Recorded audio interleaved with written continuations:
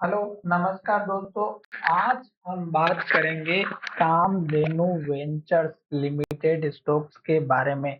और last trading session में इस स्टॉक्स में जो ट्रेडिंग देखने को मिली, उसके बाद इस स्टॉक्स में जो टारगेट और स्टॉप लॉस रहेंगे वो हम यहाँ पर चर्चा करेंगे। साथ ही आपको इस तरह के स्टॉक्स में ट्रेड करने से किस तरह से आपको क्वेश्चंस रखना है, सतर्क रहना है, वो मैं इस वीडियो में बताने वाला हूँ। अगर आप यहाँ पर देखेंगे तो मैंने एक इस स्टॉक्स में जो बल्क डील हुई है वो मैंने यहाँ पर निकाल के रखी हुई है। साथ ही मैं यहाँ पर आपको इस स्टॉक्स का जो चार्ट है वो भी बताने वाला हूँ। तो यहाँ पर आप देखिएगा कि स्टॉक्स हमारा बार बार एक लेवल से, इस वाले लेवल से प्राइस का रिजेक्शन किया था और यहीं पे स्टॉक्स में वॉल्यूम दिखाई दिया था। लास्ट ट्रेडिंग सेशन में भी हमने बात की थी कि स्टोक्स ने इस हाई को ब्रेकआउट नहीं किया और एक के बाद एक रेड कैंडल और लो बनाते हुए स्टॉक नीचे की तरफ आ रहा है। तो जब तक स्टॉक रेड कैंडल बनाएगा, लो बनाएगा, तब तक हमें इस स्टॉक से दूर रहना है, क्योंकि स्टॉक्स का हमारा जो सपोर्ट वाला एरिया था इस कैंडल के हाई और इस कैंडल के हाई का था, जो मैंने यहाँ पर आपको बना करके बताया भी था। और यहीं पे स्टॉक्स ने हमारी पॉजिटिव जो कैंडल है वो हैमर बनाई भी थी, पर नेक्स्ट ट्रेडिंग सेशन में हाई का ब्रेकआउट नहीं हुआ और स्टॉक में फिर गिरावट हुई और लो को तोड़ के नीचे की तरफ चला गया। फिर हमने आपको इस कैंडल के लो का सपोर्ट लेवल बताया था।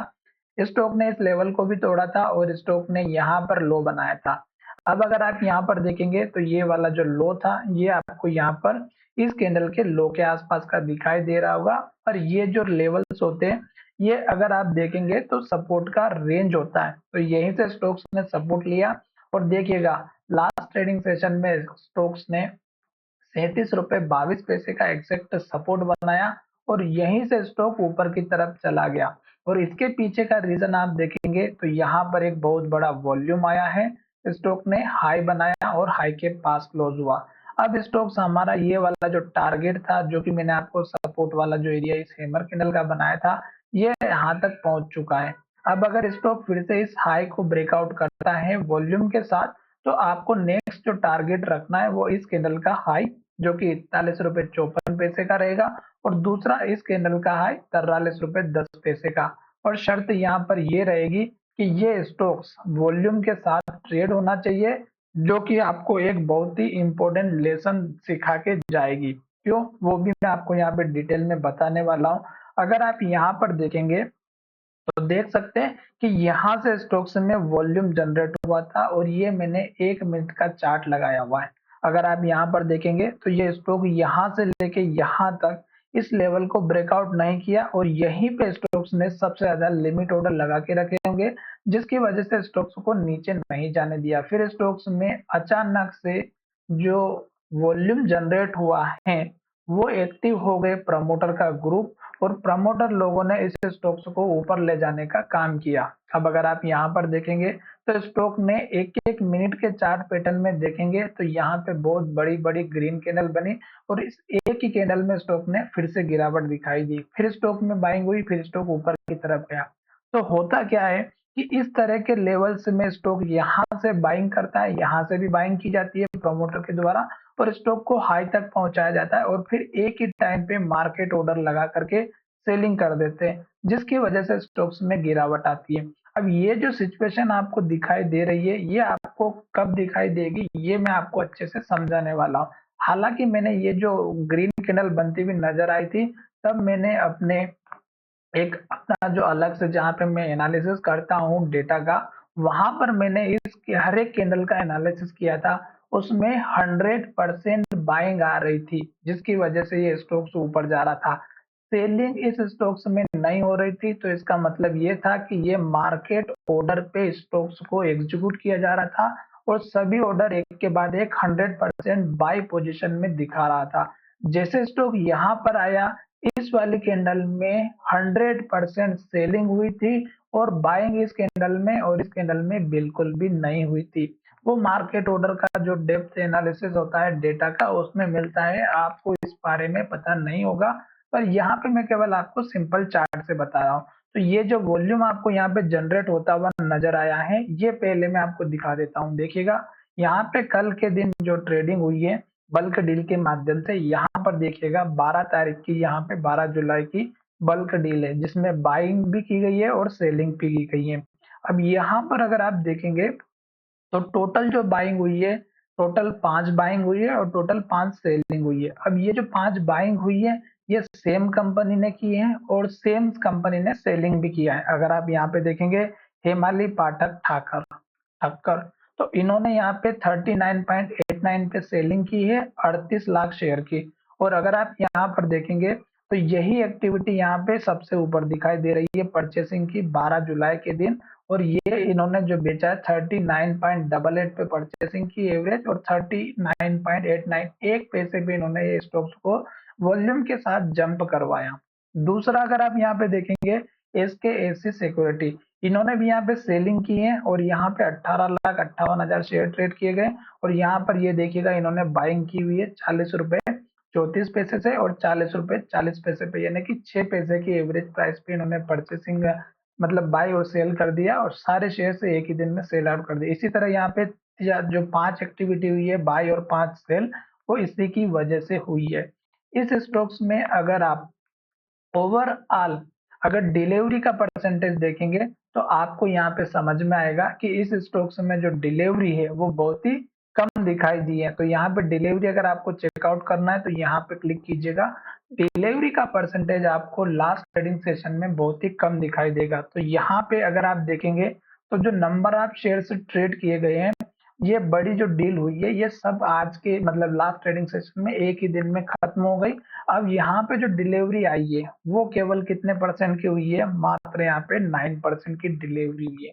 अगर इस स्टॉक्स को ऊपर जाना ही होता और ये स्टॉक्स में डिलीवरी अच्छी आती तो ये स्टॉक्स नेक्स्ट ट्रेडिंग सेशन में भी ऊपर आता हुआ नजर आ सकता है। पर हालांकि आपको सतर्क रहना है।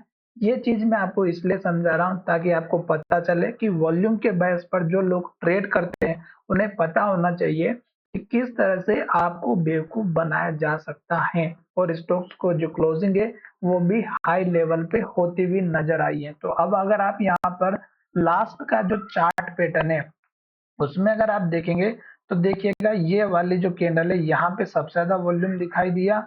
उसके बाद आप यहाँ पर देखेंगे तो वॉल्यूम आपको जो है यहाँ पे कम होता हुआ नजर आएगा। तो देखिएगा ये जो वॉल्यूम है थोड़ा सा मैं दिखाता हूँ।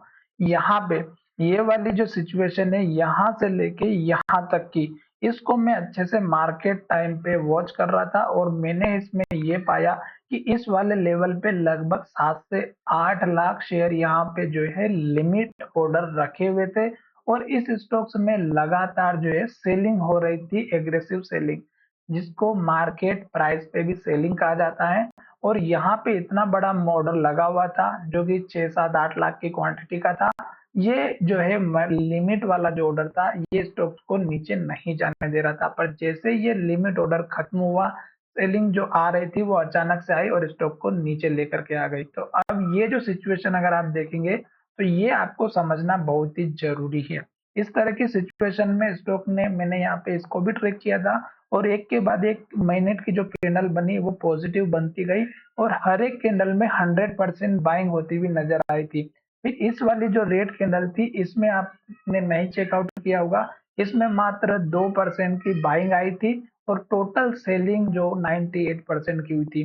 फिर स्टॉक्स में प्योर जो है सेलिंग होती हुई नजर आई, 100% सेलिंग 100% सेलिंग 100% सेलिंग और 100% सेलिंग। सेलिंग का मतलब ये है कि मार्केट ऑर्डर पे सेल किया गया था, जिसकी वजह से स्टॉक्स में गिरावट आई थी। और यहाँ से लेके यहाँ तक कोई भी इतना बड़ा ऑर्डर नहीं था लिमिट वाला जो कि स्टॉक्स को होल्ड कर पाता। तो इस तरह से प्रमोटर बाय और सेल करते हैं। और अब अगर आप यहाँ पर देखेंगे तो मैंने आपको सारी सिचुएशन बता दी है। तो जितना भी स्टॉक्स का वॉल्यूम जनरेट हुआ है वो सभी कल के ही दिन में खत्म हो चुका है। कल के दिन ही बाइंग हो गई, कल के दिन ही सेलिंग भी हो गई। अब नई फ्रेश अगर कल के दिन बाइंग और सेलिंग होती हैं तो आपको किस तरह से चेक करना है। वीडियो थोड़ा सा लंबा है, डेफिनेटली आपको यहाँ पे जो है टाइम लग सकता है, पर सीखना अगर है तो आपको डेफिनेटली मेरे हिसाब से इस स्टॉक में ये जो वाला वीडियो है इसको जरूर चेकआउट करना चाहिए। तो यहाँ पे देखिएगा एक मनी कंट्रोल की वेबसाइट पे इंट्राडे लार्ज डील देख सकते हैं कामधेनु वेंचर्स को। आपको ये जो ट्रेंड लाइन वाली जो मैंने डेटा बताया है, ये आपको मार्केट क्लोज होने के बाद मिलेगा। और यहाँ पर मनी कंट्रोल की जो वेबसाइट है, इसमें जो आपको डेटा देखने को मिलेगा वो लाइव दिखाई देगा। हो सकता है 1-2 मिनट बाद अपडेट हो, पर ये जो डेटा होता है ये जो भी ट्रेड होती है टाइम के हिसाब से चलती रहती है। तो यहाँ पर अगर आप देखेंगे तो 12 तारीख के दिन की सबसे ज्यादा यहाँ पे डील होती हुई नजर आई है। और देख सकते हैं कि 12 तारीख को यहाँ से 10:43 पे 3 लाख शेयर ट्रेड हुए। फिर यहाँ पे देखिएगा 1:30 बजे, बराबर 1:30 से इस स्टॉक्स में प्रमोटर एक्टिव हुए और 2 lakh quantity, 5 lakh quantity, 2 lakh quantity, 4 lakh quantity अगर आप देखेंगे तो हर 2-2, 5-5 मिनट के हिसाब से आपको टाइमिंग में मिलेगा। 32 मिनट पे, फिर 33 मिनट पे, 35 मिनट पे, 47 मिनट पे, फिर यहाँ पे 12 मिनट, 13 मिनट, 3:12 तो ये एक्टिविटी यहाँ पे देखेंगे, देखिएगा 17 लाख, 14 लाख, 7 लाख, 2 लाख। ऊपर भी अगर आप देखेंगे तो और भी आपको अच्छे से क्वांटिटी देखने को मिलेगी। अब लास्ट में देखिएगा यहाँ पे 15:25 पे भी 14 लाख क्वांटिटी में ट्रेड हुआ है। यहाँ पे ये कंफर्मेशन नहीं मिलेगा कि बाइंग हुई या सेलिंग हुई। ये कंफर्मेशन आपको अलग डेटा से मिलता है और इस चीज को आपको नोटिस करके जरूर चलना चाहिए। तो आशा करता हूँ कि मेरा ये वीडियो आपको बहुत ही अच्छा लगा होगा। आपको जब भी किसी भी चार्ट में आपको लगता है कि 5 मिनट, 1 मिनट में बहुत बड़ा वॉल्यूम आया है, तो वहां पे आप चेकआउट कर सकते हैं कि स्टॉक्स में प्योर वॉल्यूम में बाइंग आई है या सेलिंग आई है। चलिए वीडियो को यहीं विराम करते हैं। धन्यवाद, मिलेंगे नए वीडियो में।